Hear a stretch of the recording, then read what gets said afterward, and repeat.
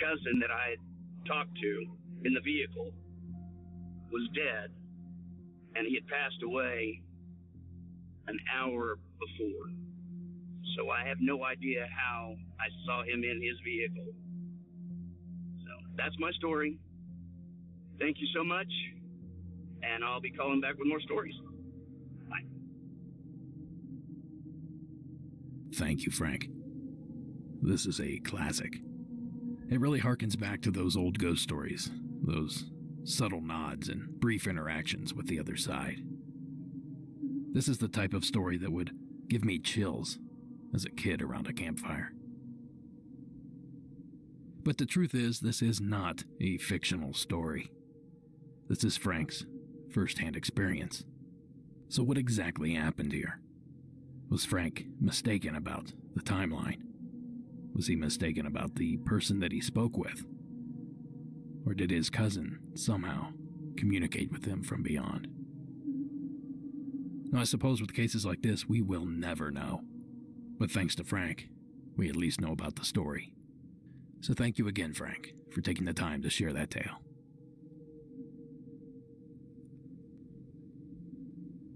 Now, the topic of our next submission has been in vogue on the show as of late. Let's see if you can spot it. The story was submitted by Chance in the state of Texas.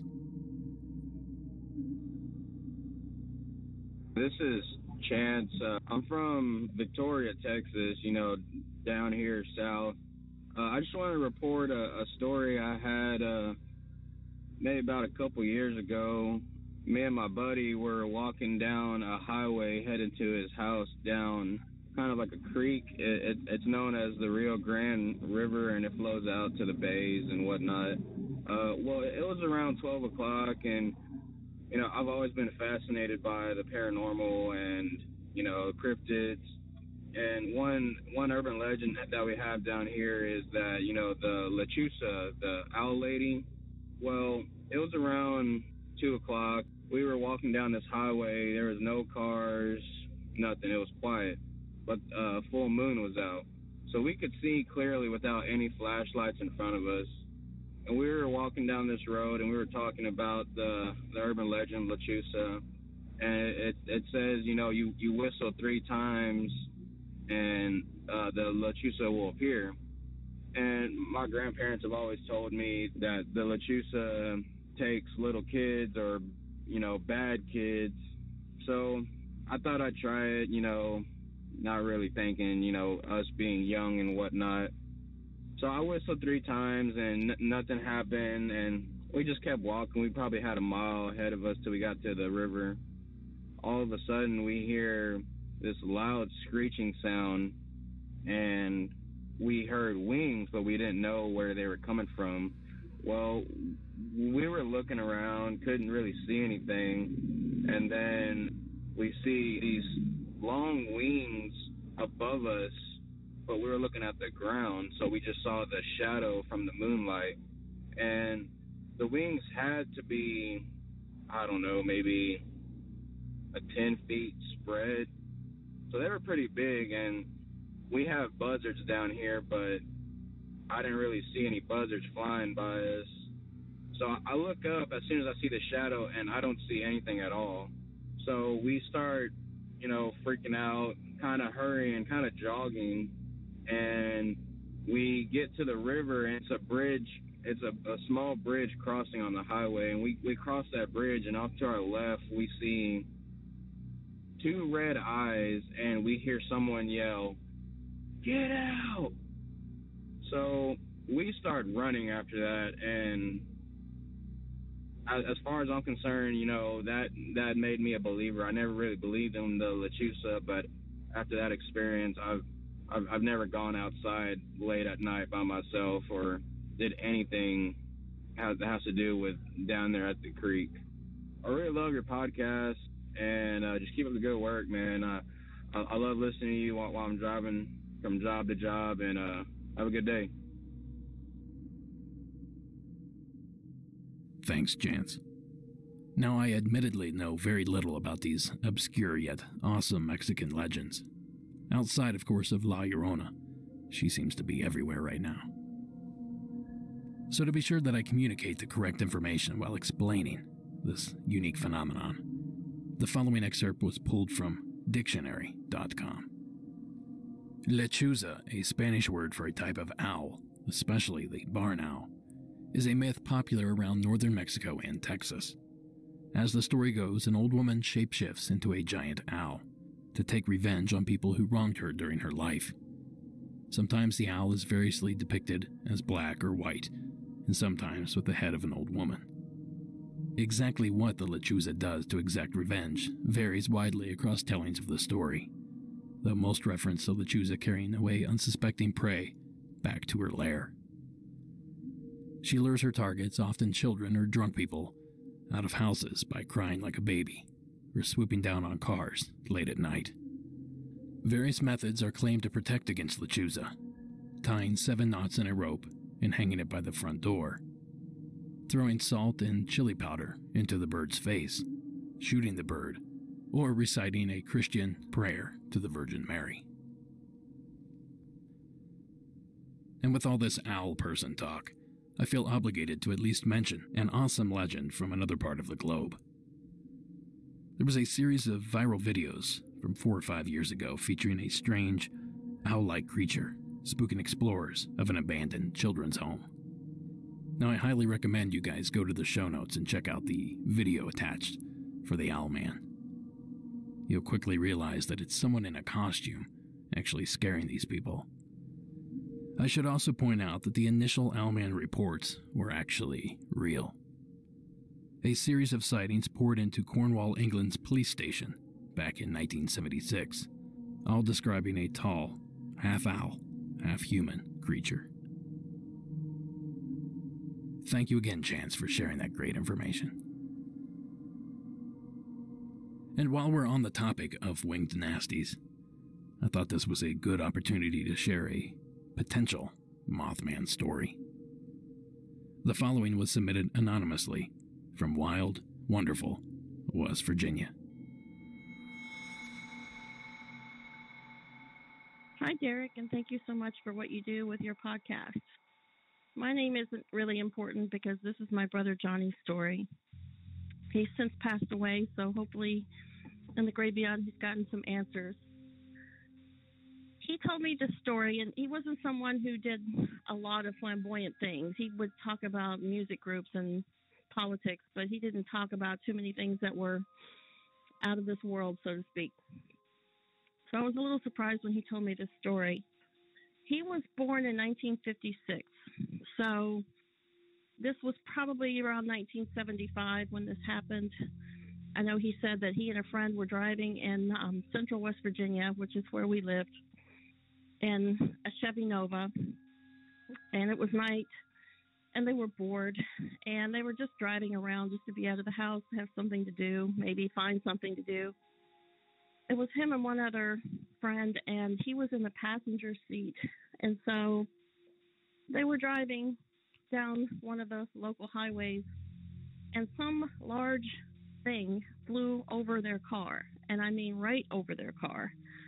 And the wings were flapping, and they're looking out the side windows, and they're seeing the wings come down and up and down and up, and this thing is flying right along with the car. And it did this for some time, some distance, and they never saw anything but the flapping wings. And so at some point it ended, and they didn't really know what to make of it. We don't have birds, huge birds in West Virginia like that. It's mostly forest. And he was an avid hunter, so he was aware of everything in the woods. And so I was thinking, you know, we're half a state away at that point from where the whole Mothman thing happened. You know, the Mothman thing happened, I believe, in 1967. This was 1975. So can't confirm that it's a Mothman sighting, but it might be included in as a possibility of something like that. This was not that far also from where the Flatwoods Monster was spotted, because that's where we went to high school, was at the edge of Flatwoods. And so who knows what this thing was. My brother didn't tend to make up stories. he did some recreational drug use, but I've never heard him tell any kind of other weird stories or hallucinogenic stories or anything that you might attribute to drug use. I mean, most of the things he talked about were ordinary things, and he really didn't like a lot of attention brought onto himself, and he wasn't really much of a talker. So I appreciate all of your podcasts, and it's an honor to get to share his story. And keep doing what you're doing, Derek, and maybe I'll call in another time with another one because I have others too. Thanks so much. Thank you, caller. It was this very week of the year, 53 years ago, that the citizens of Point Pleasant, West Virginia, first heard about the creature they then called the Big Bird, but now we refer to as the Mothman. Now, our caller suggests that what her brother had encountered couldn't be the Mothman. The distance was just too far, and too much time had passed since the original flap. But what if I told you that might not necessarily be the case? Throughout the 1966 flap, several sightings were made in other parts of West Virginia and even throughout parts of Ohio. But what about the passage of time, you ask? Well, there are confirmed sightings of the Mothman creature, or at least a creature people labeled as the Mothman, in 1971, 73, 74, and throughout the past 3 or 4 decades. And of course, I don't have to mention the most recent flap in the city of Chicago. And as it just so happens, at the latest Crypticon conference in Kentucky, I managed to collect the following story from a man from Ohio. This story is pulled directly from my notes. Mothman witness from 2019's Crypticon. The gentleman was riding to his aunt's house from somewhere south in West Virginia. His father was driving while his mother, him, and his brother slept. He woke up just in time to see his father slam on the brakes and then jump out of the car and into the street. The father stepped in front of the car and craned his neck upward. He was yelling, "Did you see it? Did you see that thing?" His father claimed that he saw the biggest bird that he'd ever seen. It flew right in front of the windshield, he said. The wingspan was 20 plus feet, and the body was more human-like than it was bird. The man telling the story seemed credible and claimed that he slept through a majority of the encounter. No one other than his father actually laid eyes on the creature. Now, according to him, the story took place in early fall of either 1966 or 1967, some miles south of Point Pleasant, West Virginia. Now, I'm sure there are a few details that I forgot to write down, but I believe I recorded a majority of that story. So a big thanks to our caller. It's not every day that you get to hear a Mothman submission, even if it's only a potential one.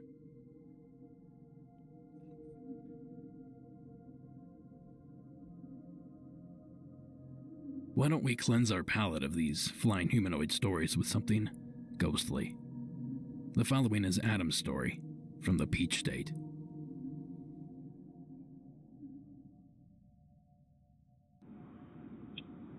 Hey everyone, this is Adam from Georgia. I've been listening to this podcast for a while. I've never called in, never done anything like this, but I got a pretty good story. I've got quite a few actually, but this one in particular has kind of stuck with me over the years. I was talking with my wife about it yesterday to kind of get all the details down before I called. So I'll just get into it. This was back in 2007. We were visiting my mama's house.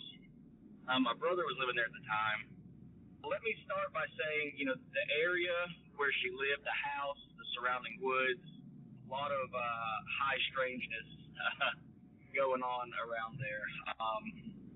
It was haunted. There's no denying it. If you've never experienced this kind of stuff, you're fortunate. So my mom's house, there was always this weirdness about the place. You always felt like you were being watched. The dogs would stare off into space, or they would wag their tail for no reason, looking up in the corners of the rooms, or growling. Always just felt a weirdness in that house.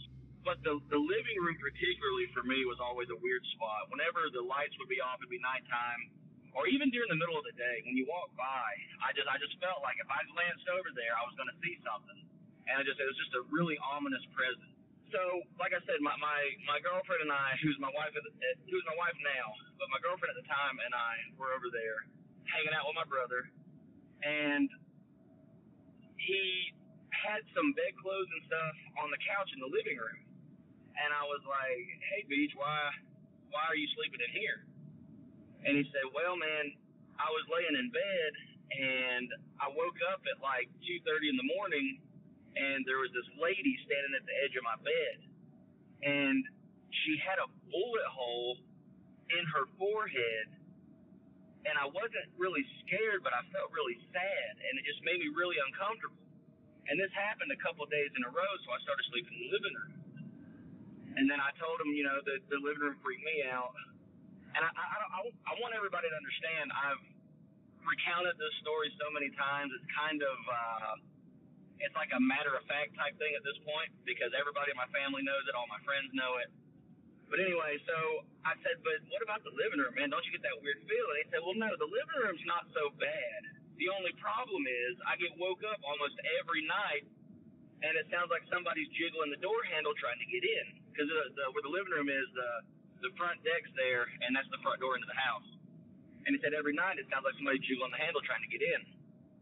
So we were talking about that for a little bit. I can't remember exactly the way the conversation went. So I came up with a bright idea. I said, "Okay, well, let's do this." So I went into the kitchen, and I got a beer bottle out of the refrigerator. And I went back to the door. I said, "We'll put this on the doorknob, and that way if anything happens and the handle jiggles tonight, the beer bottle will fall, and we'll know that you're not full of crap." Because we used to always kind of freak each other out. We knew stuff was going on, but we would still try to freak each other out, whatever.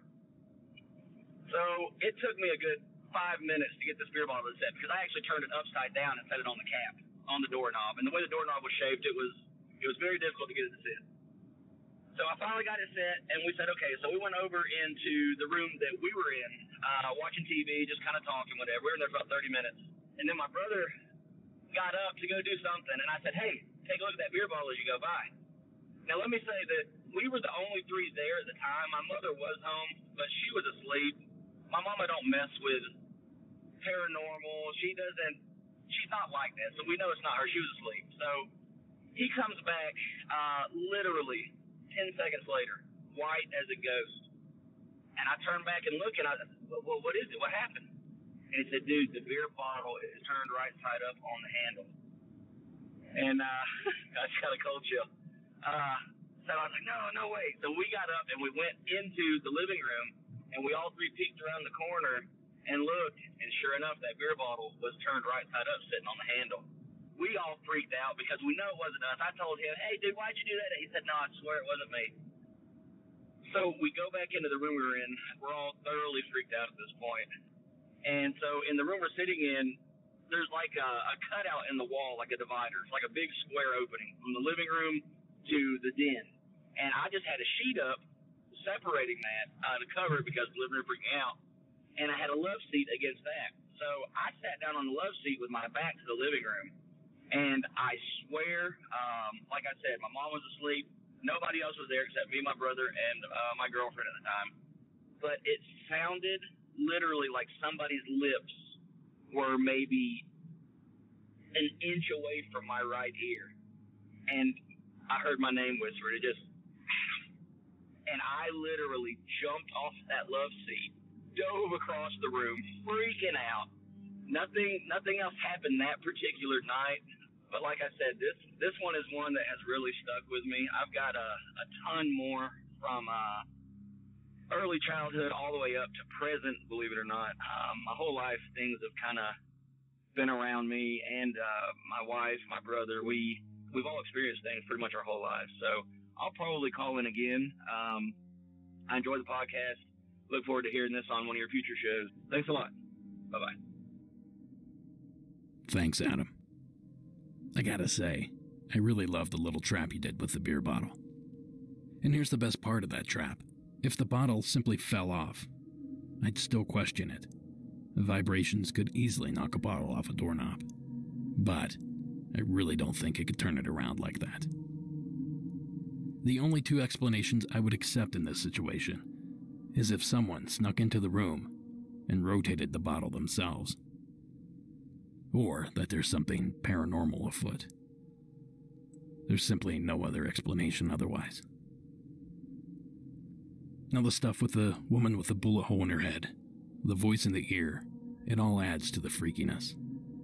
And Adam, I implore you to do a bit of research, and just maybe you'll find out who your roommate really is. Thanks again, Adam, for sharing that story. It may be a bit morbid, but I think that was a fun one. And speaking of having fun, this next call takes me back to the days of reading my grandma's Time Life paranormal book series, in bed with a flashlight. The following call was sent in by Alex from Australia.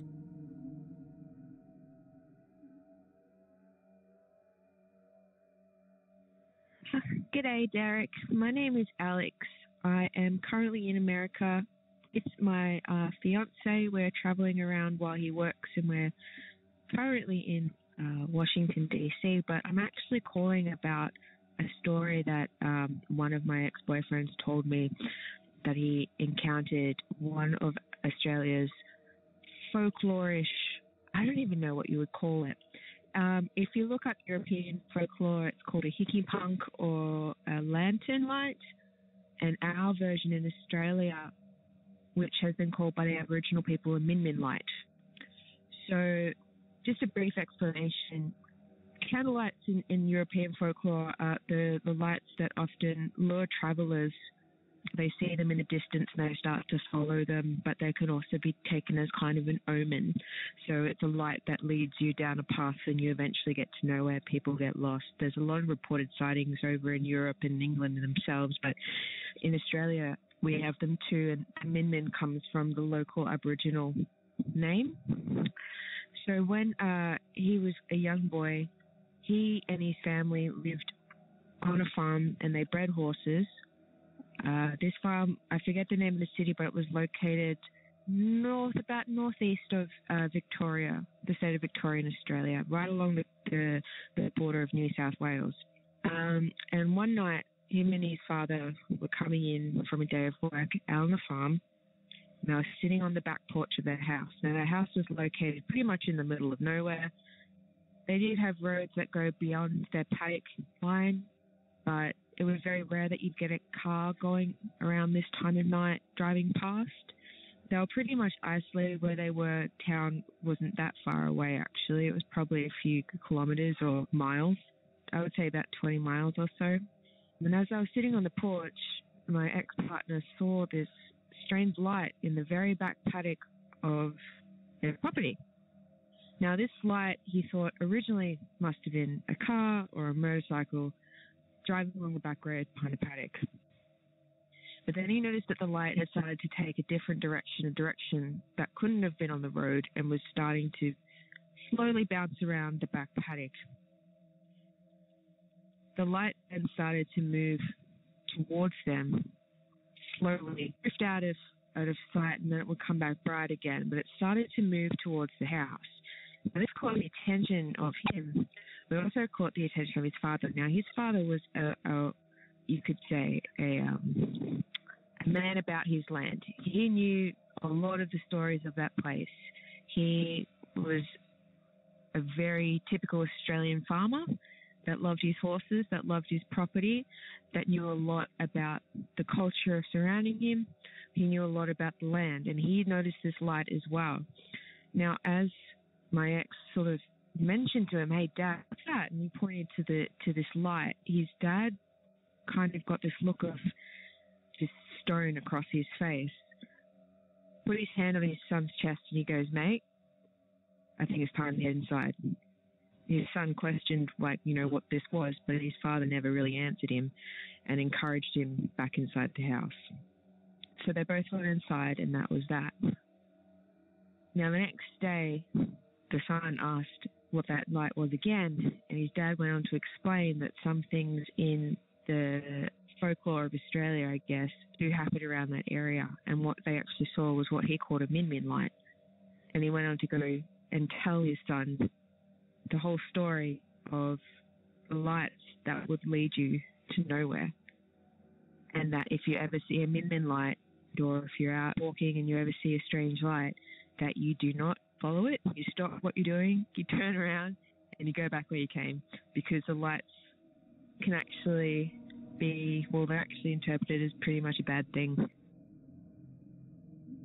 Thank you, Alex, and welcome to the States. Now, the story that Alex just told takes me back there, because those books always seem to mention the Min Min lights. Spook lights that have now become a roadside attraction in the Outback. But, much like our spook lights here in the States, the Min Min lights don't seem to be tethered to one location. In fact, the following first-hand account is from an eyewitness of another infamous spook light, known as Paddy's Lantern. Cole Rebo has spent most of his 72 years travelling and working in the bush, and as you can imagine, he'd seen and heard some remarkable things.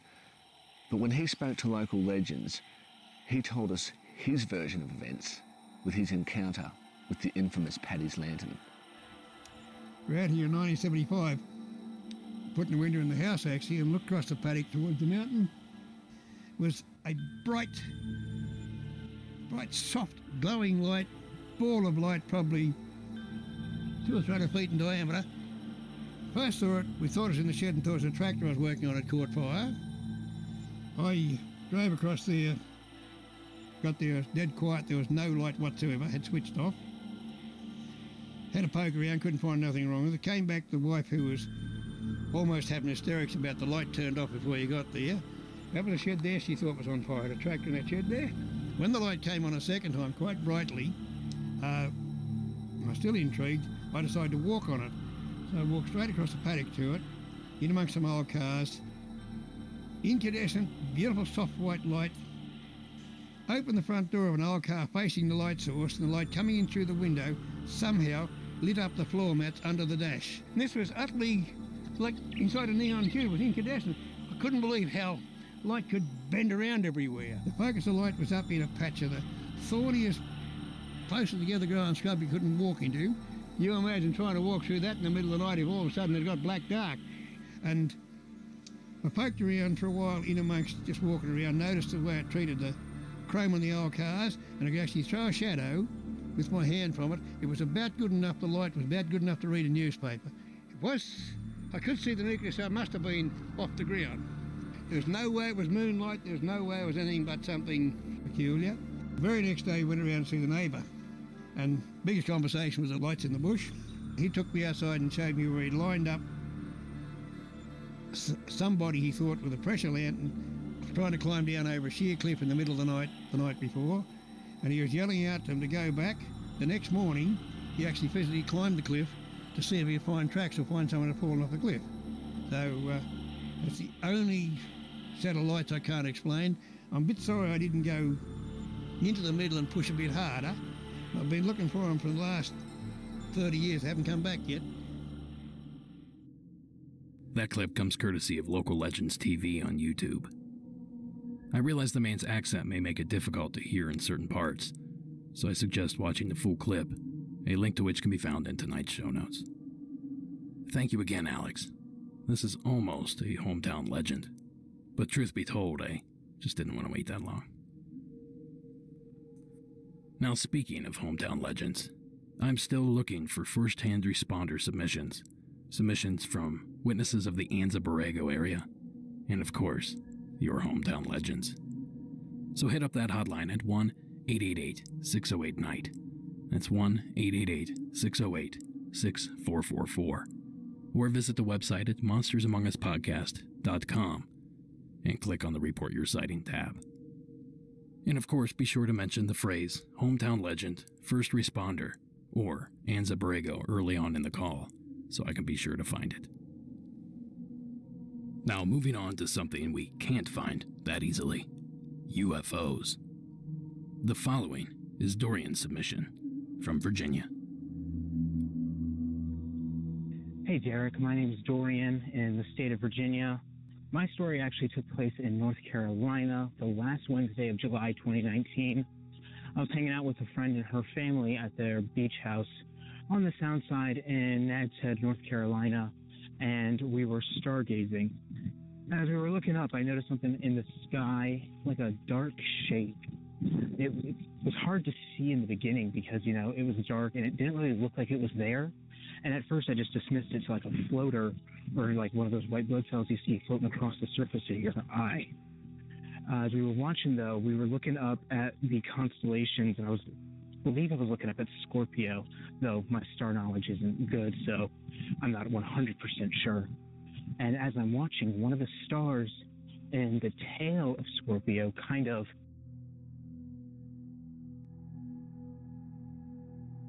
you could kind of see this faint, dark outline of a shape. Now, it wasn't a plane, because with a plane, you know, you can see the lights that mark it and kind of give its position away, but there was nothing on this. It was like a vague mention of an outline almost. And it wasn't a noisy night, so you could hear a lot of the wildlife and the birds and a little bit of the water kind of from the sound.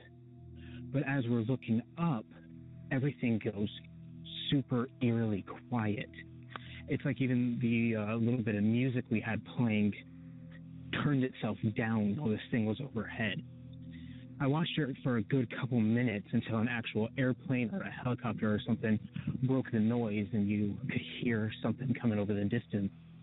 And then this thing just kind of slowly went from that non-existent mention of an outline to not there at all.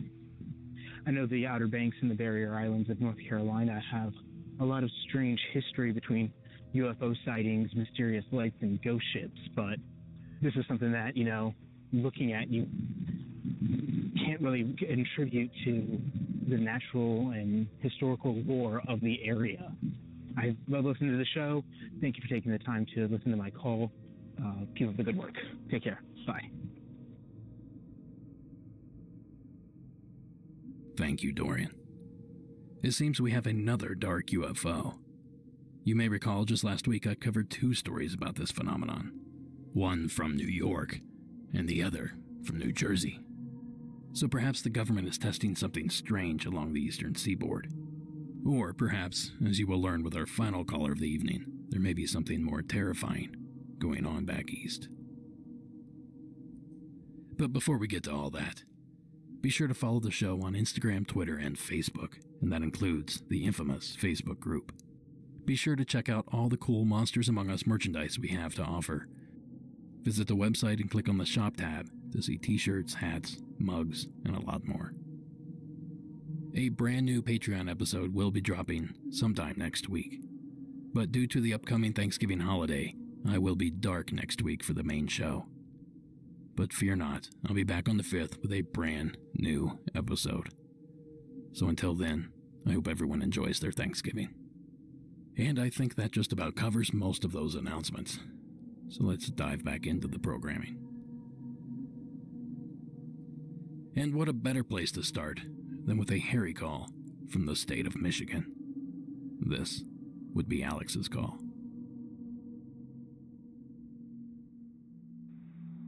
Hey Derek, Alex from Chicago. I hope you can hear me okay, calling from the road as usual. And I wanted to commend you for doing these prompts.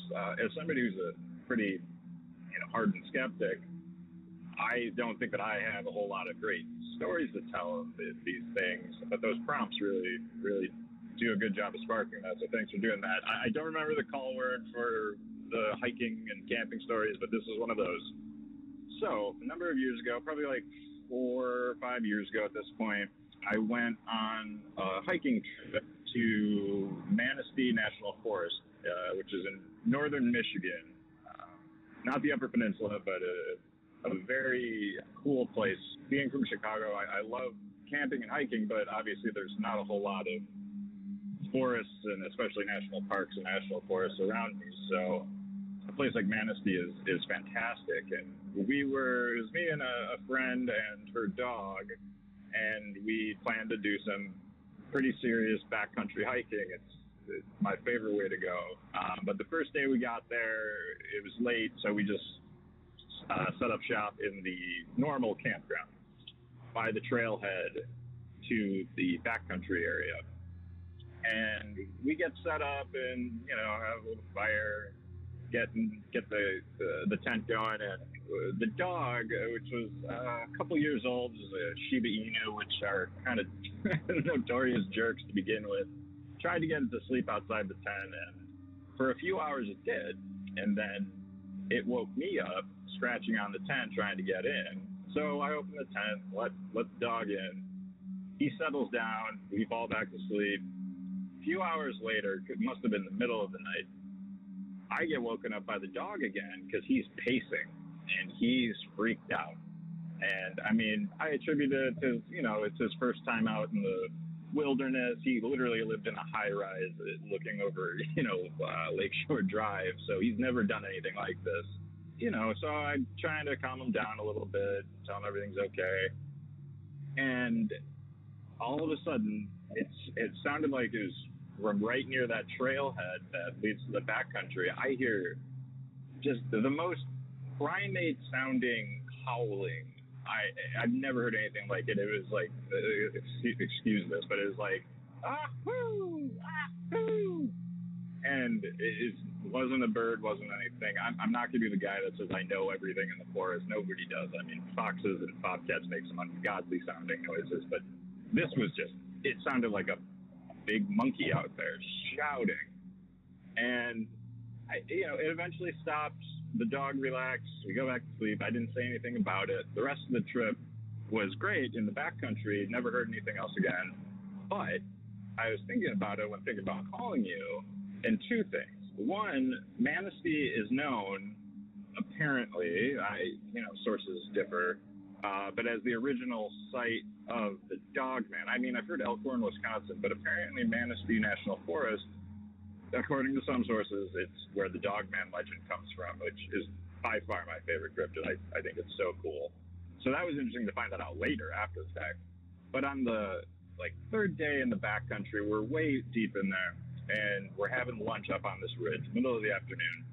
And there's this ridge overlooking the river, and we just start hearing crash, crash, crash from across the river from the forest over there. And all of a sudden, this big, healthy, prime of her life doe comes bounding out of the forest and jumps headlong into the water, into the river. And this is a pretty swift current.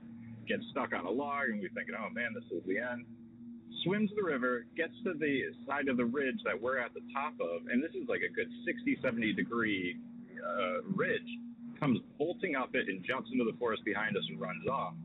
And all I could think was, what in the world was chasing it? Like, what spooked it so bad? And, who knows? Maybe it was that thing I heard. Maybe it was Dogman. Maybe it was nothing. But thought you'd enjoy maybe that little camping story. It's about the closest I've ever had to having an encounter as they come. So keep up the amazing work. Really, really love the podcast. It keeps getting better. Every episode is better and better. And going to become a Patreon supporter soon. Thank you, Alex. If my memory serves me correctly, the legend of the Dogman did start in the Manistee region, but probably not the way you think it did. Apparently, a DJ at a local radio station created and recorded a song that began the Dogman craze. And believe it or not, I managed to find a clip of said song.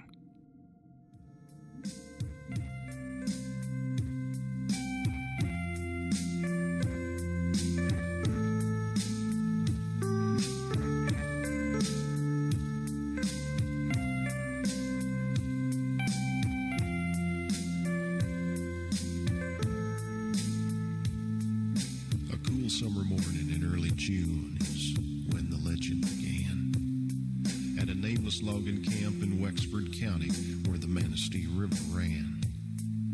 11 lumberjacks near the Garland Swamp found an animal they thought was a dog. In a playful mood, they chased it around till it ran inside a hollow log. A logger named Johnson grabbed him a stick, poked around inside.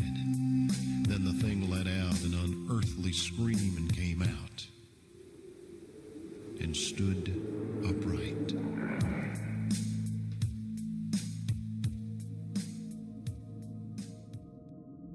Now, it goes without saying that reports of Dogman existed well before this song, but many believe this song is a catalyst for that amazing legend. at least in that part of the country. So who's to say, Alex? With this area being considered both Dogman and Bigfoot country, I'd say you're probably better off not knowing what made a visit that evening. Thank you again for sharing that call. And by the way, go to the show notes for tonight's episode to hear the entire Dogman song. It is certainly something. Well, I feel like I really teased a Bigfoot story on that last one, so I figured I might as well deliver. The following was submitted by Denise in parts unknown. Hi, my name is Denise, and I have a story for the spooky night encounters. Back when I was, I think, probably 10 or 11, up in Canada, St. Joe's Island, me and my cousin were in the outhouse. Back in the day, it was in, the old-fashioned outhouses. And we were sitting there, and we heard footsteps in the back of the outhouse. And they were really heavy footsteps. And I looked down at the bottom. There's a mesh that my grandfather and my dad had built to let ventilation. And I saw two big black hairy feet standing there. And when I saw it, I thought that was kind of weird that I would see 2 feet. Well, when I looked, it moved around. And my cousin who was with me, her and I were kind of very scared, actually, because we're out there by ourselves down the trail from the campsite. And I opened up the front door of the outhouse and looked up at the campfire where you could see my family all sitting, and everybody that was at camp was up at the campfire. But when I opened the outhouse door, we startled what was ever behind the outhouse. And it come and moved, and I shut the door real quick. And my cousin started crying. And I said, listen, we have to be calm because we have to get out of here. And so I opened the door again, and when I did, there was this huge, tall, I want to say probably about 7 to 9, probably 8 to 9 feet tall. It was very tall. I remember its head went above the outhouse door, and when I saw it, it was all black from the top of its head all the way down, and it was standing. It was a bipedal standing up on 2 feet, and I slammed the door really quick, and man, were we scared. So I believe in Bigfoot. I know he's real. I know there's nobody that can convince me otherwise. And so then after I slammed the door, I started crying because I was so scared and freaked out. And then when I slammed the door, it went around to the side again, up to the other side. And I opened the door. We ran really quick up to the camp and told my family what was back there. And of course, they didn't believe us. But to this day, my daughter's been after me to call in and tell the story. So there you go. There's my story. And I hope to hear it. And my name is Denise, and thank you very much. We really enjoy your guys' stories and everything like that. You have a great night. Thank you. Thank you, Denise. So this is the second Bigfoot versus outhouse story of the past week. You may remember on this week's bonus episode, I played Kylie's story about her father's run-in with a big creature while en route to the John. This leads me to wonder, if this creature is actually real, is it perhaps attracted to the outhouse for some reason? Maybe he really likes urinal cakes or terrible smells. All joking aside, I think it's interesting that both encounters occurred in close proximity to a porta potty. So let's try this. If you've experienced a similar creature in a similar situation, give me a call. I want to hear about it. I'm wondering if this possibly happens more often than we think, and we've just yet to make that connection. Thank you again, Denise, for sharing that story.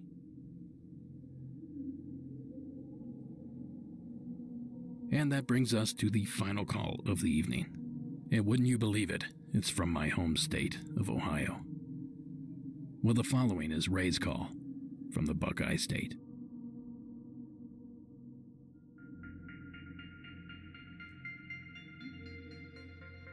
Hey, Derek. My name's Ray. I live right near Youngstown, Ohio.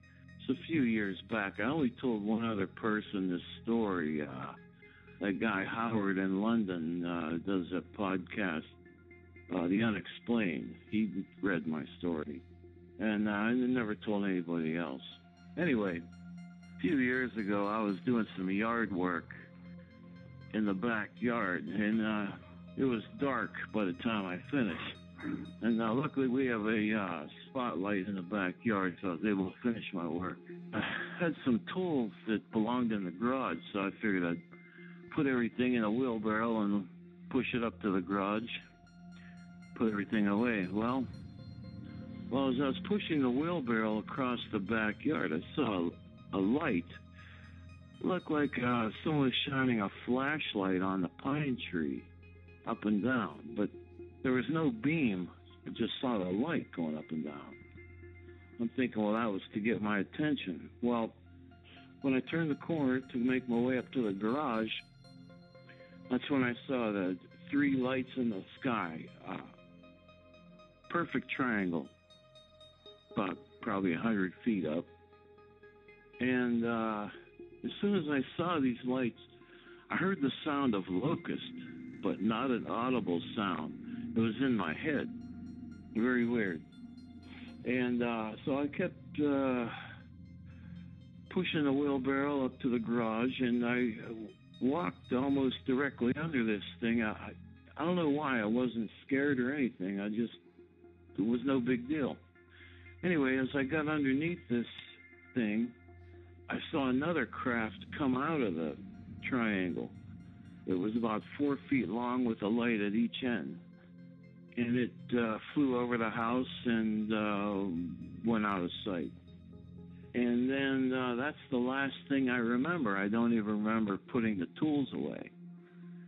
And the next morning, I was going to take a shower, and I noticed a scab about 2 inches below my belly button, about as big as your thumbnail. And it's not like a normal scab. It was flush with the skin. So you wouldn't even know you had it, if you didn't see it. And it was hard as a rock. So I tried peeling the scab off with some tweezers. And it wouldn't peel off like a normal scab. It was like it was part of my skin. And so finally I got this thing peeled off, and it had a root attached to it. It was very weird. So after that, I've seen several lights out in the sky, and I don't know, something's going on. There's lights flying all around Ohio at night. There's always something going on. I just thought you liked that story, man. Good podcast. Take it easy. Thank you, Ray. Now, I did not realize this, but that area, not only the country, but the state, is a UFO hotspot. So much so that Cleveland ABC News 5 even did a special report on the recent activity. Here's that clip. Well, this sounds like something out of a science fiction movie, but some here in Northeast Ohio insist they've seen unidentified flying objects here, saying we're even in a hotspot for sighting. 5 on Your Side investigator Joe Paganakis introduces us to some local people who think they've captured something on their cameras from out of this world. Catching the unexplained, the unidentified on video. And I seen this light come out of the lake. Northeast Ohio UFO videographers sharing their images online. There ain't no plane. No.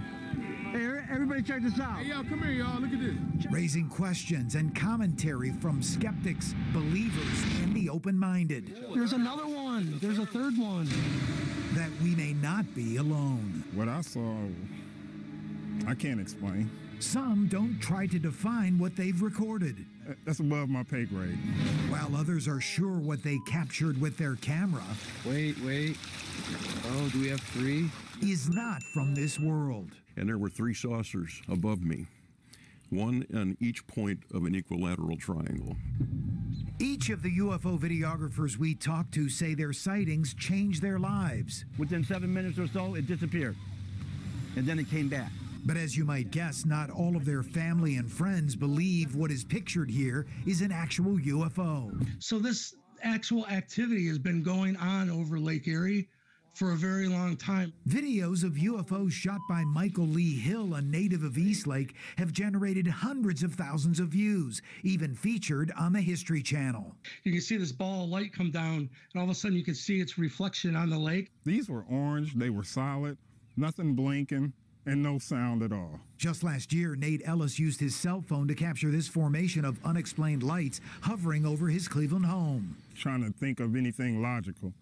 Maybe it could be drones, maybe it could be flares or something like that. But again, the way they were moving, it was just a difference, and then they were in a formation. Now, I should note that the city of Youngstown is less than 100 miles from downtown Cleveland, so I'd fully expect someone from both cities to see crafts if they were in fact in the sky. Now, I tried my best to find other abduction cases from my home state, but surprisingly, the pickings are quite slim. Not to say that they haven't happened, but like Ray's story, they haven't really been reported to research outlets like MUFON. I guess I should probably back up and explore Ray's claims. He never actually claimed to be abducted, instead noting the missing time, memory loss, and of course the strange scab that he found. But I think it's very important to mention that all three of those occurrences are often reported in conjunction with alien abductions. And if all these years of research has told me anything, it's that sometimes these things come back. So take care of yourself, Ray. Hopefully your experience was one and done.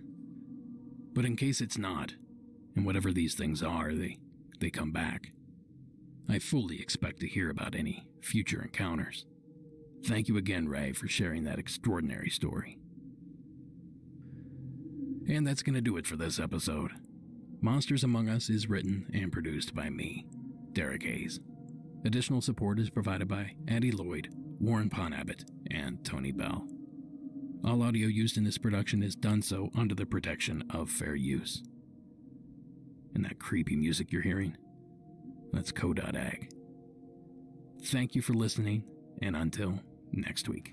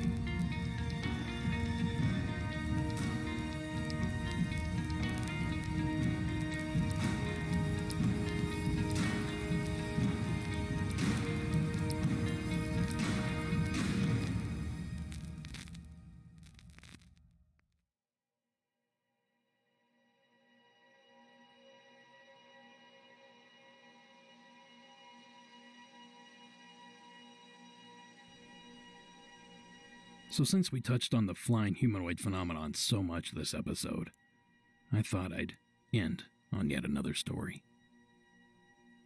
So for more winged weirdies, we hear from Kevin in the state of Virginia.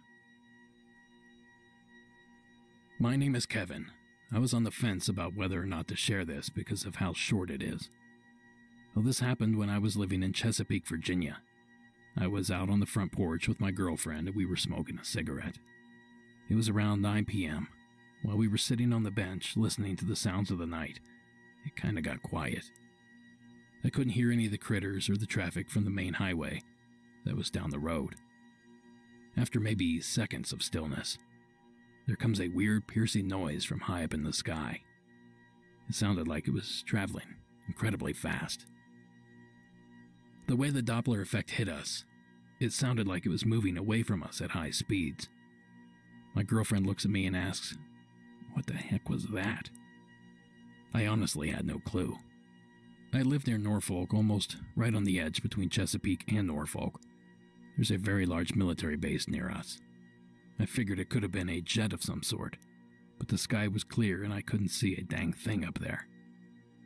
We finished up our smoking and went inside to look it up online. I was surprised to see Mothman pop up in my research about this weird noise, but I shrug it off and start getting ready for bed. The next day, my girlfriend shows me a report of a flood that has hit West Virginia. That's when I got to thinking. A disaster happening the next day after hearing the strange noise. The little I knew of Mothman said it appeared before a great disaster. The aftermath of this flood took the lives of 23 people. I don't really know if my encounter was really with the Mothman, or was it maybe some easily explainable phenomenon. I haven't really discussed it with anyone else, but if any other residents of Virginia who happen to listen to this podcast that heard the noise too, they could call and corroborate. That may make me feel a whole lot better about all this. Thanks for your time, Kevin. Well, thank you, Kevin. As I mentioned earlier, Mothman has been witnessed not only all over the U.S., but in other parts of the world as well. It's claimed that the creature was seen right before a mine collapse in Germany in the early 1900s, and once more before the disaster at Chernobyl. Then again, both of those claims are hotly debated, so take that with a grain of salt. Kevin is correct in saying that many see the creature as a precursor to tragedy, so it's entirely possible that the flood came in conjunction with the sighting. But it's also entirely possible that the tragedy this creature was predicting simply hasn't happened yet. Thanks again, Kevin, for that short but interesting submission. Hopefully, someone else out there experienced the same thing that you did. Thank you again for submitting, and thank you for sticking around to the end of the program. Have a great night.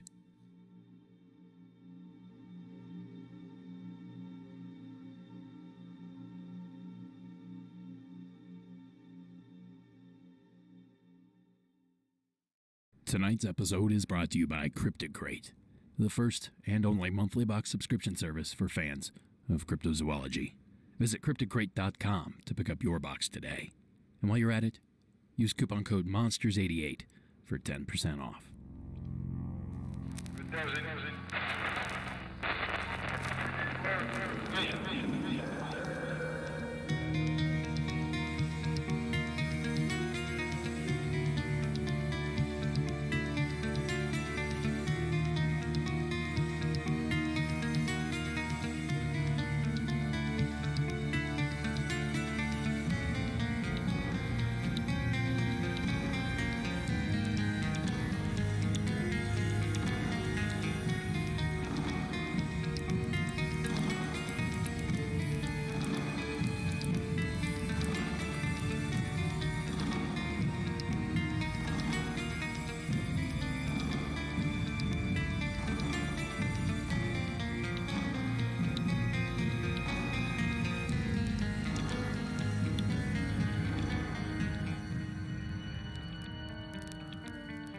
Good evening and welcome to Monsters Among Us. I'm your guide, Derek Hayes. Good evening indeed, and thank you for tuning in to yet another episode of Monsters Among Us. I have an excellent show lined up for you guys, one filled with an array of different paranormal subjects. Now, before we launch into our first call of the evening, I just want to touch on something very quickly. As many of you know, last week I released a bit of a different episode. We did a roundtable sandwiched by a couple calls. And apparently, that was the end of the world for many of you. I received so many complaints. Now here's the bottom line, folks. We do the roundtable for a number of reasons. For starters, it's nice to break up the monotony. I've been doing this show for 3 years, and week in and week out, it's relatively the same. It's me talking to myself, listening to calls. I don't get the interaction. I don't get to have a discussion with people. The roundtables allow that to happen. The roundtables also allow new ideas to germinate and come to fruition. And lastly, and most importantly, By doing these roundtables, we are sharing our audience and our stories with 3 other podcasts' listenerships. That's a lot of people that we're being exposed to. And thank you to all those that wrote in telling me how much they enjoyed the roundtable. There were certainly plenty of those as well. But as we all know, the squeaky wheel gets the grease. So I'll try to wrap all this up, but the point I'm trying to make here is that these roundtables aren't going to be regular episodes. They will for the most part be bonus episodes. It just so happened that last week I needed a little break, and instead of having no show, I thought I would put something quick together with a couple little calls and the roundtable. Again, that is not going to be the normal format. So if you're not a fan of the roundtable formatting, all you have to do is ignore the episode. No complaining necessary. Okay, I'm completely done wasting time on that. You guys all came here for a reason, so let's get started. Our first call of the evening comes to us from the state of Oregon. The following is Julie's call.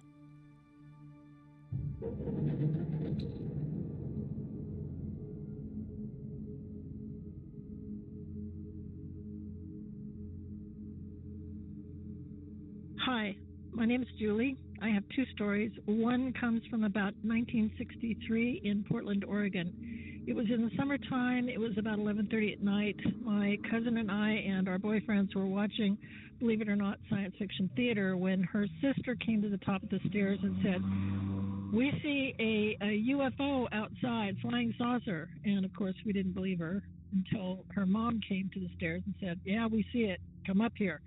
So we went up the stairs and we saw in the distance lights that were rotating around, green and white. The white was kind of like you would see an artificial light.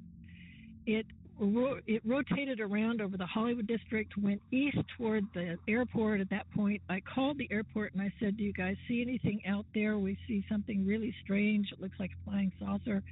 They said, "It's a plane flying with a banner behind it." And you don't fly a banner behind a plane at 11:30 at night. Nobody can see it. So that was ridiculous. Nobody ever said anything. It wasn't in the paper. Eventually, this flying saucer went over my cousin's sister's mother-in-law's house. She called her mother-in-law and she said, "It's a big round thing and it's going across right over my house and it sounds like whoosh. No engine sound at all." Thank you very much, and I hope you can use it. Thank you, Julie. It's very interesting to hear a call from that time period. If you think about it, that's near the beginning of the UFO craze. And to hear a story that's lasted the test of time, as this one has, is always special. Now, I commend Julie for calling the airport. That's the right thing to do there. To get to the bottom of what you're seeing, there's no better way than with radar. When I lived in LA, we spent a lot of time at the beach. Redondo Beach, Manhattan, and even Venice and Santa Monica if we had to. And during the summers there, they would have tons of Cessnas and other small planes pulling banners, advertising anything from pizza to car insurance. But the one thing that all of these planes had in common was the fact that the engines roared like a tractor pull.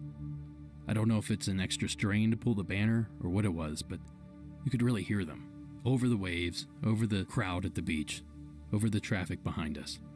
You could still hear the planes. So if that's in fact what Julie experienced, I feel like someone would have reported hearing a loud engine sound. And not only did that not happen, but Julie described the exact opposite. Thank you again, Julie, for taking the time to share that call. Our next call takes us to the Show Me state, and hopefully, Jacob will show me some ghosts. The following is Jacob's call from the state of Missouri. Hey, what's up, guys? My name's Jacob. I'm from Joplin, Missouri. I've been listening to your podcast for the past couple weeks, and one of my buddies actually turned me on to your guys' podcast. Shout out to my buddy Paul. I just figured I'd call and share with you guys my experience. Just to start off, I'm not crazy. I work day to day. I'm just a normal person. But ever since I was a little kid, I have been haunted by a girl. And I'll explain this to you. I'll explain it to anybody that's really close to me that knows about this. Is whenever I was probably about 6, I started seeing her in like the corner of my room. I never could put a key to her face until the movie, I don't know if you guys remember this old movie, the movie The Grudge came out. This movie scared the hell out of me. I, to this day, still cannot even watch that movie. My fiance knows about it just because she's seen some things around the house, and she knows that I am 100% terrified of it. So it started off as I watched that movie, and let's just say I cried for nights and nights. I got to the point where I wouldn't sleep in my own room because I kept on seeing her. So I moved out into our living room, and I slept on our couch actually until I was about 14 years old. Whenever I was 14 years old, I kept seeing her, cats and stuff. Whenever we moved into a new house, we had 2 little cats. They wouldn't enter into my room. They would sit there and hiss. I actually told my parents that I kept on seeing this light that would come on, and I'd go say something like, "Hey, the attic light's on. It's not supposed to be. It's 1 o'clock at night." They would go to look at it, and the light would be off, and I would see her later that night. And I know about sleep paralysis, whatever it's called. There'd be nights where I would wake up and I would see her right over top of me, and I would not be able to move. But whenever I actually could get to the point where I would move, I would jump up, turn on the light, and at 16 years old, I would scream. And I had to have my grandparents, I started living with them, and it happened. And whenever they found out, they are very Christian people, and they would say a prayer and try to help me through it. And like I said, even to this day, I have 3 kids, and I've heard out of my own kids' mouth, they would be like, "Who's the lady? There's a lady, and we've seen this little girl." And I would just be like, don't talk to her, just stay away from her, because she's terrified me my whole life. I just figured that this would be a cool little story to share with you guys. Thanks for your time.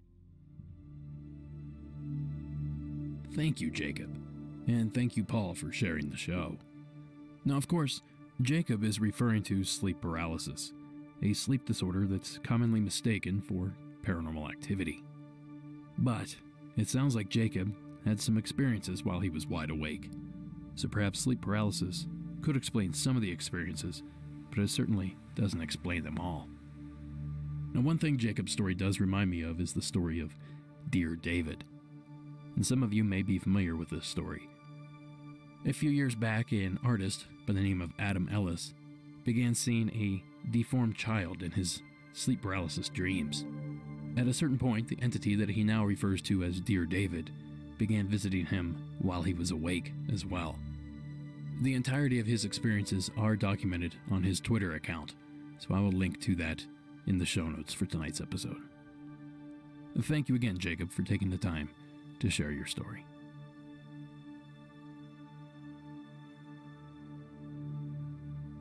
Our next story of the evening comes to us from my state of California.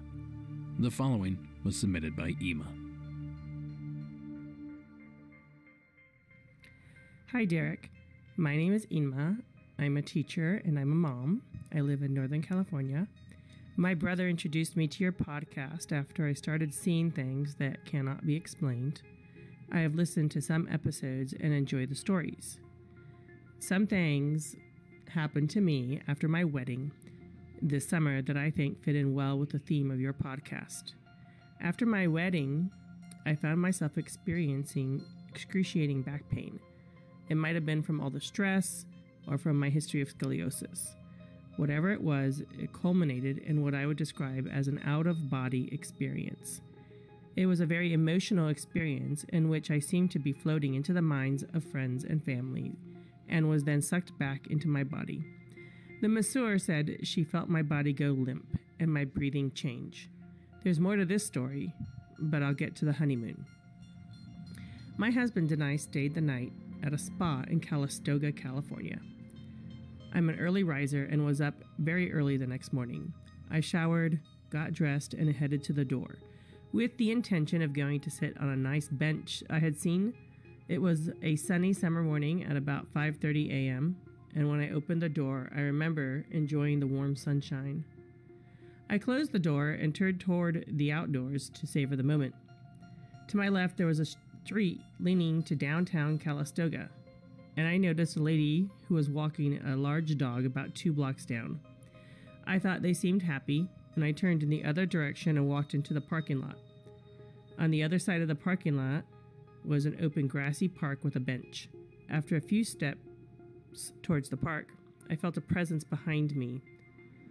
I looked back and saw the lady with the dog walking in my direction, and I thought, wow, that was weird. I noticed again how the pair seemed joyous. After a few more steps, I noticed they were now entering the spa parking lot. They were covering a lot of ground quickly, yet when I looked at them, they seemed to be strolling at a casual pace. As I continued, it began to feel like they were following me. I wasn't scared, just curious, and I reached the bench at the edge of the parking lot and I sat down. There was a utility shed next to the bench. The woman and the dog came directly up to me. They were happy and fun, and I felt at ease talking with them. The dog was beautiful. I asked him if I could pet him, and she said, "Oh, he's gonna love you." She then let him approach me. He was majestic. He seemed to be everything I would want in a dog. He was the best of all breeds, big but not too big, long, golden hair that was luxurious to the touch, a sweet and playful disposition, and eyes full of love. He sat down in front of me and let me pet him. His fur felt heavenly. It was the best I have ever felt petting a dog. The woman introduced herself as Pinky and the dog as Godly. She seemed odd. She was full of wonder and asked childlike questions like a 4-year-old. She asked me, "What's your name? Where do you live? Have you had a mud bath? How is the mud? What did it feel like? What do you do? Oh, wow. Ooh." And though her questions were a bit invasive, I thought she was delightful. Her clothes were odd too. They were from no period or country I could recognize. I have traveled the world and seen many types of fashion, and though she seemed mostly human, her features were a bit non-human in that she had a snout-like nose and there was something about the way she moved. Godly didn't seem to be all dog either. His back and hindquarters were shaped like that of a cat's body. After about 10 to 15 minutes, Godly started jumping and barking, and Pinky was scolding him like a toddler scolds a doll. She said, "Shh, shh, they're going to hear you." He kept barking, so they moved to the side of the utility shed where they were hidden by the building, and it was suddenly quiet. After maybe 30 seconds of silence, I got up to say goodbye, and when I walked around the shed, they were gone. It was like they had vanished. There was nowhere they could have gone. It was a very open area between the expansive grassy park and the parking lot. The experience of meeting Pinky and Godly left me feeling incredible. I felt joyful and full of wonder that morning. It felt life-changing. Then on the drive home, I saw something very strange. We stopped at a roadside attraction called Confusion Hill. The bathroom was closed, so I took a walk into the trees to do my business. And as I was in the woods, a blue luminescent orb appeared and basically hung out with me. When it first approached, it was small, like a speck, which then floated to be in my direct view. It then began expanding and growing in size until it was the shape of a large egg. It remained floating, and then it started to open up, reveal itself. What I mean is that it was like a shield being pulled back, and behind it I saw beautiful blue scales like an iridescent butterfly blue. I kept still and stared at it. It seemed to me like the orb felt shy and timid, and I heard it say hello to me. In my mind, it wasn't a verbal, it was in my head. I heard hello. I was actually in a hurry to leave by this point, and I told the thing that I had to leave, but that I was happy to have met it. And since then, I saw 2 golden orbs in my garden. I started to develop mixed feelings about these things intruding into my family's lives.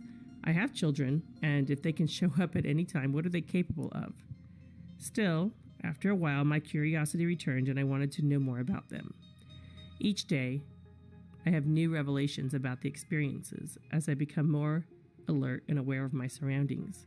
New pieces become unveiled or pop into my brain, and I think, oh yeah, that's a part of the story too. There is one last experience that occurred this fall, and as I said earlier, I am an early riser. This particular morning, I had woke up too early, 2 a.m., and moved to the sofa. I was warm and comfy and fell into a cozy sleep. I then felt a strong sense of being watched, so strong that it woke me. I opened my eyes and saw that there was a unicorn in my living room. I noticed a movement in front of my bedroom door and sat up. I looked again and saw a horse at first, moving its head and flicking its mane, and then I saw the long horn protruding from the top of its head. I knew then that it was a unicorn. It was muscular and beautiful with a glistening chocolate brown color. It was as tall as I am, 5'10", not counting the horn. It was looking at me with a friendly but intense look, as if to say, hey, get up so we can play. We just sat there, sort of smiling at each other. I wanted to interact with it more. Sadly, when I stood up, the unicorn went away. The unicorn turned as I got up and walked away from me into the darkness that was my bedroom door. I know this all sounds bizarre, but that this seems like a good place to share the bizarre. Thank you for sharing my stories. Have a beautiful day, Derek.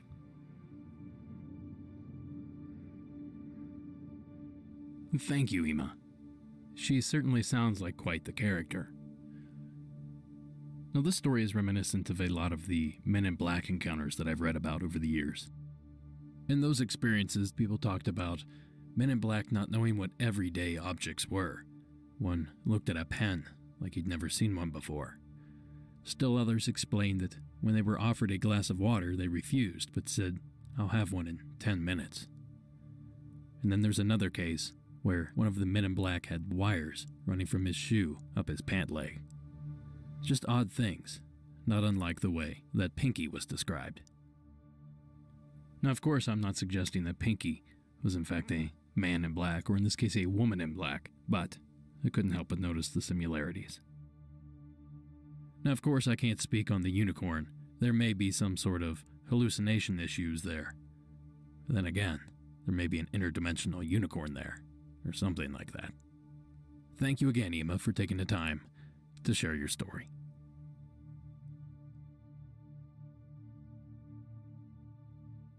For the next installment of the evening, we're going to have to head south. And truth be told, I'm not sure I understand completely what the name is on this next call. So I'm simply going to say the following comes to us from the state of California.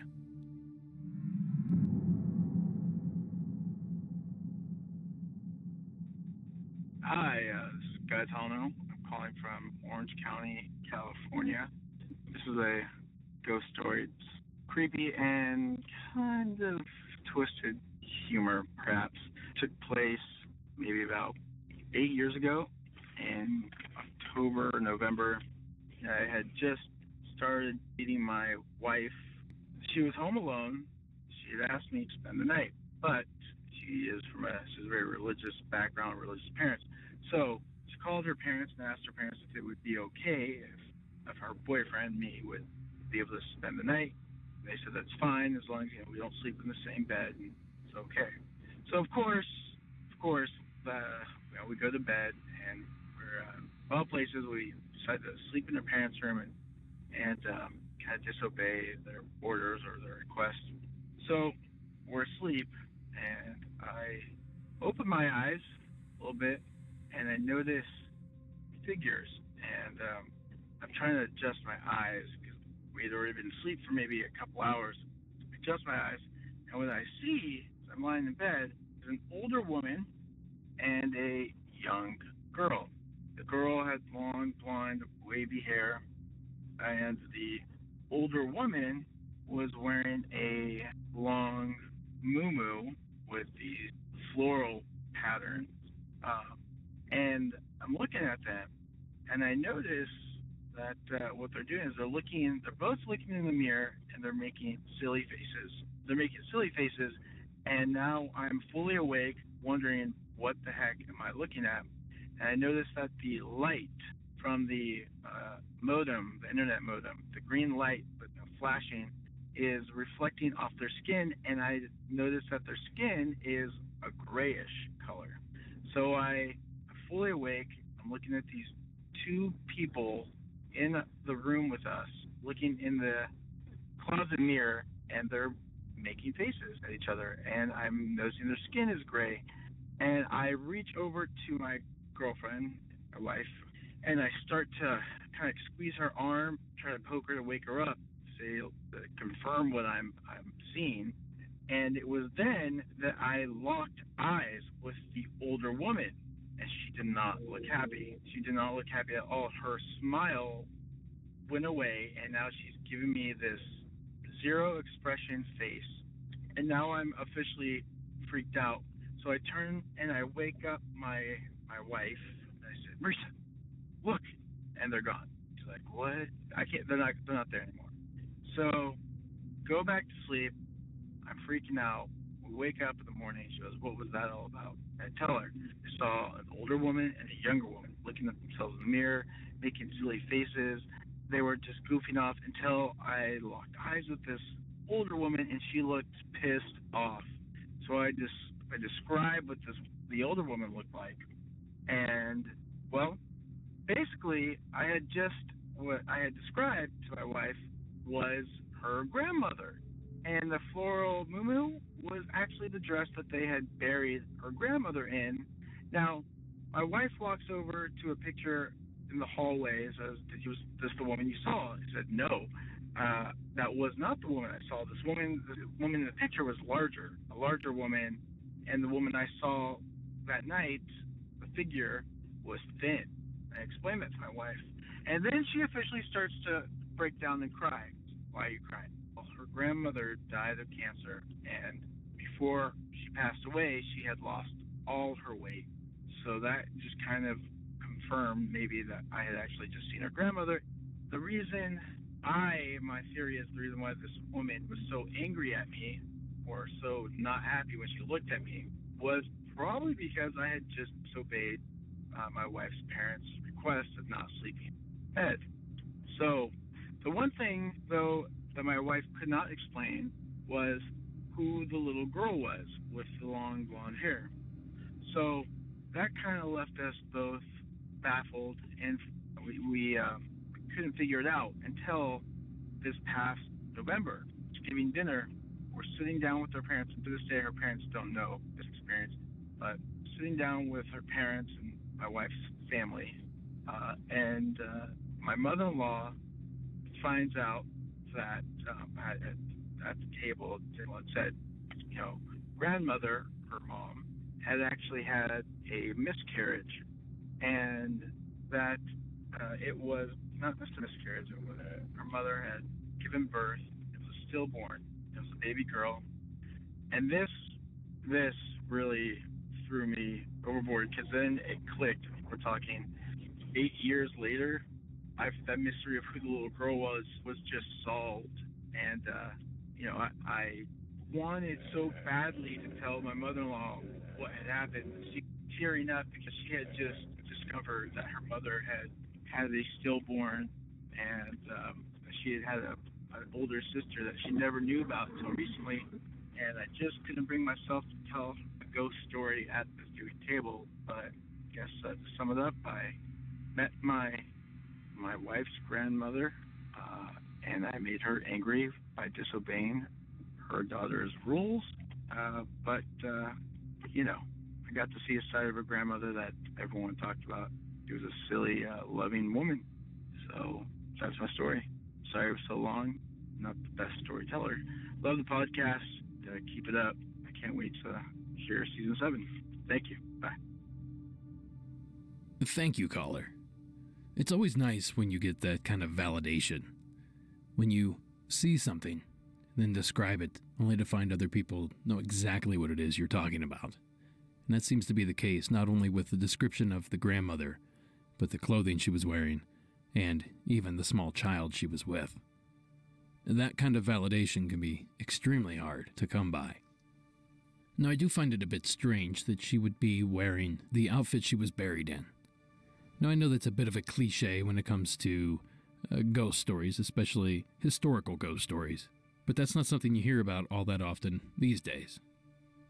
Then again, I'm sure that most people that encounter full-bodied apparitions don't know exactly what clothes they were buried in when they died. Either way, I find this story extremely fascinating, and I love the way that it all ties together. So thank you again for taking the time to share your call. And on that note, before we move on a little further, let me cover a few of these announcements. At long last, I am finally getting the newest shirt design printed. I've been a little short on funds lately, and it cost a good bit of money to get these things printed and shipped to me, so I've been kind of holding off on it, but I'm now at the point where let's pull the trigger on that. And while we're pulling triggers, a lot of people had expressed interest in a sweatshirt on the Facebook group. I believe there was close to 65 of you that mentioned that you wanted one. Now, the problem with sweatshirts are that even the blanks cost me around $20 a piece, so it could be quite expensive to put a small inventory together. So what I'm going to do is a pre-order. I need to lock down a design for the sweatshirt, but once I do, I will be reaching out to everyone, doing some sort of pre-order situation. That will alleviate a lot of the costs for me, and also make it a risk-free venture. But at the end of the day, I'm excited and happy that you guys are wanting to wear the sweatshirts. Don't forget, on June 21st at 10:20 a.m., I will be part of a panel at this year's AlienCon in Los Angeles. Other shows involved include Blurry Photos, Mad Scientist Podcast, Hysteria 51, Stuff They Don't Want You to Know, and Somewhere in the Skies. Now, as if that wasn't enough, that evening we are also doing a gigantic podcast meetup. So if you want to come over and talk shop, I'll be at Scum and Villainy starting at around 7 p.m. I'll have more information on that as the date grows nearer. Believe it or not, we are approaching the season finale. So if you have a hometown legend that you would like to submit, now's the time to start thinking about that. Simply call in the hotline at 1-888-608-NIGHT. That's 1-888-608-6444. Or you can shoot me an email at monstersamonguspodcast@gmail.com. Now, just a reminder, I'm looking for things like crybaby bridges or local buried treasure or an infamous UFO sighting from the 1800s. Anything interesting in your area that doesn't necessarily pertain to a first-hand experience. Now, we have several weeks to still compile these calls, but please don't hesitate. It takes me quite a while to put that episode together. I'd like to wish the very talented and very awesome Warren Pond Abbott a happy birthday. Yesterday was Warren's birthday, so happy birthday to you, Warren. And actually, while we're on the subject of Warren, I need to talk about him just slightly here. Some of the other complaints I've received lately were that I'm being scammed by callers. Well, I simply don't think that's the case. I work very diligently to vet all of the calls that come in. And I'm sure one slips through from time to time. But the frequency that people are reporting false calls from the same person over and over. Guys, that's Warren. He reads the calls because A, he has a better reading voice. B, it gives me much more time to focus on the show. And C, I just love his voice and the way he does it. So he and I have talked a bit, and from now on, we're going to actually acknowledge each and every time that he reads a call. That way you know that I'm not being scammed, and in turn, neither are you. So again, happy birthday, Warren, and thank you for everything you do for the podcast. And while I'm doing some shout-outs, I'd like to say hello and thank you to the Beats family for tuning in. I appreciate you guys taking the time to listen. And lastly, if an hour of Monsters Among Us a week is not enough for you, well, might I suggest extraterrestrial. The existence of extraterrestrial life has captured our collective imagination for generations. Every week, the Parcast Network's podcast Extraterrestrial examines these stories with a critical eye, analyzing possible scientific explanations and determining what really may have happened. Extraterrestrial takes a deep dive into both encounters and potential government cover-ups, looking to answer whether or not we really are alone in the universe, Right now you can hear the story about the abduction of Betty and Barney Hill, or learn about rancher Mac Brazel, who discovered the remains of an alien spaceship near Roswell, New Mexico. New episodes come out every single Tuesday, so search and subscribe to Extraterrestrial wherever you listen to podcasts, or visit parcast.com/extraterrestrial to start listening today. And on that note, let's get back into the programming. Our next call of the evening takes us to the state of Massachusetts. The following is Dan's call.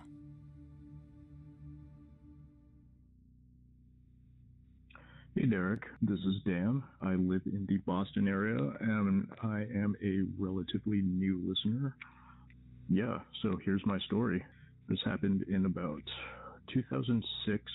I had just graduated from college and a bunch of my friends had also graduated from college. So being poor college kids, we ended up living back in our parents' house for a couple of years in the same hometown. So one night it was our friend's birthday, and that friend lived in the city in Boston. So we drove out. One of our friends was the designated driver, and we picked up our friend, went out, went drinking, went bar hopping, had a nice time. And I'm going to preface this by saying that we didn't get super hammered, even though we were all 22, 23 years old at the time. We maybe visited 3 or 4 bars and maybe had like 1 drink per hour, or at least I did. So about 1 o'clock rolls around, we decide to head on home. We drop off our friend back in the city, and then we take the highway out of the city. And this is going to get a little region specific. We took Route 2 out of Somerville, which is sort of one of the neighboring metropolitan area cities near Boston, Route 2 west, and then we were going to take 95 south back to our hometown. So we passed by, on Route 2, this old abandoned disco. It's no longer there. It was this old abandoned disco called Faces. And at the time, it was already abandoned. It was already fenced off, closed off. I think part of it had collapsed. And I'm a big urban exploration photography nerd. So I kind of made a comment saying like, oh yeah, you know, I'd really like to find a way to get into that building and investigate it, take some pictures. And my friends kind of laughed it off and were like, yeah, you know, you don't want to break in there. You could, you know, stir up some roller disco ghosts or something. And we all had a laugh, and we kept driving.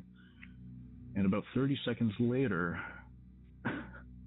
we get hit with the thickest fog I've ever seen, ever driven through, ever walked through, whatever, like the thickest fog. And anybody from the Boston area who's driven on Route 2, you know how fast you go on Route 2. You know, it's a 6-lane highway. It's, you know, average speed, like probably 75, 80 miles an hour, usual freeway speed. This fog had us crawling in the car about 20 miles an hour with our brights on, with our emergency blinkers on. Like, we were just a little confused and a little nervous. And at this point we were like, oh, roller disco ghosts, all right, you know, maybe they heard about us and they're trying to spook us into not investigating. And this fog persisted so much that we missed our exit onto 95 twice.